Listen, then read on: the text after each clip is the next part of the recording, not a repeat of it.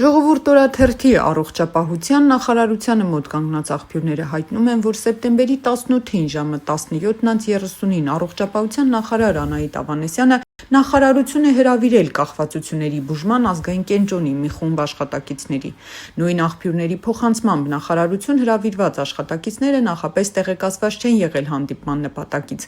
Այնտեղ նրանցից պահանջվել է հանձնել բջջային հեռախոսները, ժամացույցներն ու պայուսակները անկախ սեռից։ Ժողովուրդ օրաթերթի տեղեկություններով այս հանգամանքը աշխատակիցների շրջանում տարակուսանք է առաջացրել, քանի որ անվտանգության նման պահանջներ կարծես թե կիրառվում է միայն բարձրագույն մակարդակի հանդիպումներում, օրինակ վարչապետի մոտ ընդունելության ժամանակ։ Ըստ ամենայնի, նման քայլը պայմանավորված է նախարարի այն մտահոգությամբ, որ հանդիպումների ընթացքում որևէ մեկը կարող է ձայնագրել ներքին քննարկումները կամ արտահոսք ապահովել։ Հատկանշական է, որ կախվածությունների բուժման ազգային կենտրոնը երկար ժամանակ շարունակել է գործել առանց ղեկավարի։ Մրցույթում նախարարի համար ընդունելի թեկնածուի բացակայության պատճառով հաստատությունը մինչև օրս մնում է առանց կառավարչի, ինչի պատասխանատուն առողջապահության նախարարն է։